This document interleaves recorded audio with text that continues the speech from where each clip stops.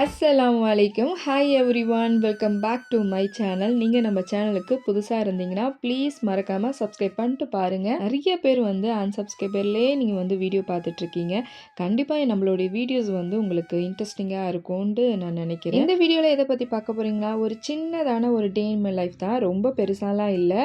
So கண்டிப்பாக இந்த video உங்களுக்கு பிடிக்கும்னு நான் நினைக்கிறேன். ஒரு சில டிப்ஸ் வந்து உங்களுக்காக சொல்லலான்னு சொல்லி நான் வீடியோ எடுத்திருக்கேன். ஸோ வீடியோ ஸ்கிப் பண்ணாமல் கடைசி வரைக்கும் பார்த்து என்ஜாய் பண்ணுங்கள். இன்றைக்கி கொஞ்சம் வெஜிடபிள்ஸும் வாங்கிட்டு வந்தேன். அப்புறம் பூண்டுலாம் வீட்டில் இல்லைன்னு சொல்லி வாங்க போயிருந்தேன். எப்போவுமே வீட்டுக்கு தேவையான கொஞ்சம் பூண்டு வாங்கும் போது தோல்லாம் உரிச்சிட்டு இப்படி தனித்தனியாக ஒன்று ஒன்றா உதுத்து நீங்கள் வச்சிங்கன்னா உங்களுக்கு 4 படம் இருக்கும், பூசணை பூக்கவே பூக்காது. பூண்டு நல்லா ஃப்ரெஷ்ஷாக இருந்ததால் இன்றைக்கி வந்து அந்த மண் தக்காளி வத்தல் இருக்குல்ல, அதை போட்டு சூப்பரான ஒரு காரக்குழம்பு செஞ்சுருந்தேன்.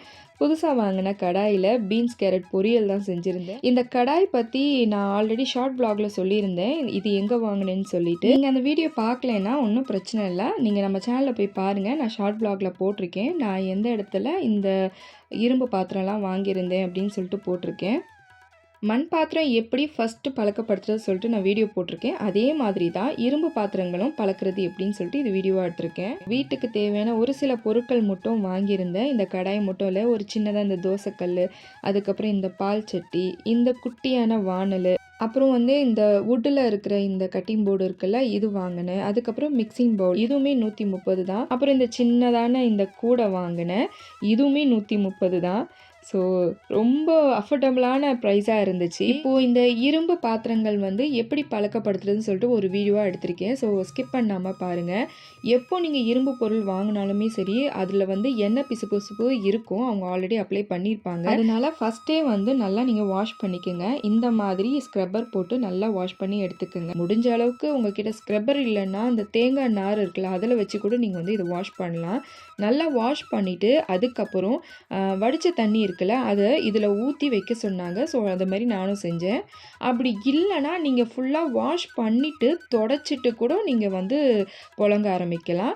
நான் இப்படி தான் பண்ணேன். ஸோ அதை வந்து வீடியோவாக உங்களுக்கு எடுத்திருக்கேன். இதை வடித்த தண்ணி ஊற்றிட்டு மறுநாள் நான் எடுத்து கீழே ஊற்றிட்டு மறுபடியும் அதை ஃபுல்லாக ஸ்க்ரப்பர் போட்டு நல்லா வாஷ் பண்ணிக்கிட்டேன். நான் பண்ண மிஸ்டேக் என்னென்னா, நான் ஃபுல்லாக வலிய அந்த வடித்த தண்ணி எனக்கு பத்தலை. ஸோ ஃபுல்லாக நான் ஊற்றலை, பாதி தான் ஊற்றிருந்தேன். அதனால் மேலே ஓரங்கள் மட்டும் கொஞ்சம் துரு பிடிச்ச மாதிரி இருந்தது அந்த தண்ணி பட்டதால். But it's okay. நான் வந்து அந்த ஃபுல்லாக நான் வாஷ் பண்ணோன்னே அந்த இது போயிடுச்சு, அந்த துருவெலாம் போயிடுச்சு. நல்லா வாஷ் பண்ணி முடித்ததுக்கப்புறம் ஒரு காட்டன் துணியில் நல்லா தொடச்சி எடுத்துக்கோங்க.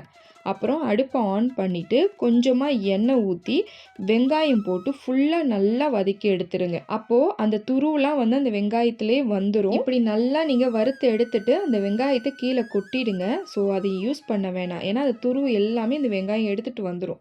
அதனால் நீங்கள் கொட்டிடுங்க. நான் இப்படி செய்கிற பார்த்தீங்களா, இதே மாதிரி நீங்கள் செஞ்சீங்கன்னா சூப்பராக உங்களுக்கு இரும்பு கடாய் வந்து ரெடி ஆயிரும். அடுத்தது என்ன வேணால் இதில் நீங்கள் சமைச்சு நீங்கள் சாப்பிட்லாம், தைரியமாக சாப்பிட்லாம். அதில் இருக்க அந்த எண்ணெய் பிசுபிசுப்பு, அந்த துருவுடைய வாடை எல்லாமே வேறு ஏதாவது இருந்தால் கூட, கெமிக்கல் இருந்தால் கூட இது ஃபுல்லாக எல்லாமே வந்துடும். இப்போது வெங்காயத்தை ஃபுல்லாக நல்லா கீழே கொட்டிட்டேன். இப்போ சூப்பராக ரெடி ஆகிடுச்சு. நல்லா இந்த கடாய் ஆறுனதுக்கப்புறம் மறுபடியும் நல்லா வாஷ் பண்ணிக்கோங்க. இதுவே கனமாக இருக்குது. ஸோ இதை விட கனமான கடாய் வந்து நான் நிறைய கடைகளில் பார்த்துருக்கேன், அது தூக்கவே முடியாது. ஸோ அவ்வளோ வெயிட்டான இரும்பு பாத்திரம் வேணான்னு சொல்லி தான் நான் இது திட்டமான பாத்திரமாக நான் வாங்கியிருந்தேன். இப்போது வந்து நல்லா வாஷ் பண்ணி முடிச்சதுக்கப்புறம் ஒரு டிஷ்யூ பேப்பர் வச்சு ஃபுல்லாக நல்லா கொஞ்சம் கூட தண்ணி இல்லாத அளவுக்கு ஃபுல்லாகவே நான் தொடச்சிட்டேன். இப்போது எண்ணெய் ஊற்றி 2 பக்கமும் டிஷ்யூ பேப்பரால் ஃபுல்லாக நான் வந்து தொடச்சி வச்சுக்கிட்டேன். இந்த இரும்பு கடாயில் சமைச்சு முடித்ததுக்கப்புறம் நல்லா வாஷ் பண்ணிவிட்டு இதே மாதிரி எண்ணெய் நீங்கள் அப்ளை பண்ணி நீங்கள் எடுத்து வச்சுக்கிட்டே வந்தீங்கன்னா உங்களுக்கு ரொம்ப நாள் வந்து இந்த கடாயில் துரு பிடிக்காமல் அப்படியே இருக்கும். இரும்பு பாத்திரத்தில் சமைக்கிறது அவ்வளோ நல்லது உடம்புக்கு. அந்த சாப்பாடு நம்ம சாப்பிடும்போது அவ்வளோ நல்லது. ஸோ பயப்படாமல் நீங்கள் இனிமேல் இரும்பு பாத்திரம் வாங்கி நீங்கள் சமைக்கலாம். ஸோ இந்த டிப்ஸ் உங்களுக்கு பிடிச்சிருக்கும்னு நான் நினைக்கிறேன். இந்த பாத்திரம் மட்டும் இல்லை, வீட்டுக்கு தேவையான கொஞ்சம் பொருட்களும் வாங்கியிருந்தேன். ஒரு சில பாயெலாம் வந்து 130 தான், அதுவுமே வாங்கியிருந்தேன். அப்புறம் இந்த வீடியோ உங்களுக்கு பிடிச்சிருக்கும்னு நினைக்கிறேன். ஸோ நான் அடுத்த ஒரு நல்ல வீடியோவில் உங்களை சந்திக்கிறேன். அது வரைக்கும் பாய்.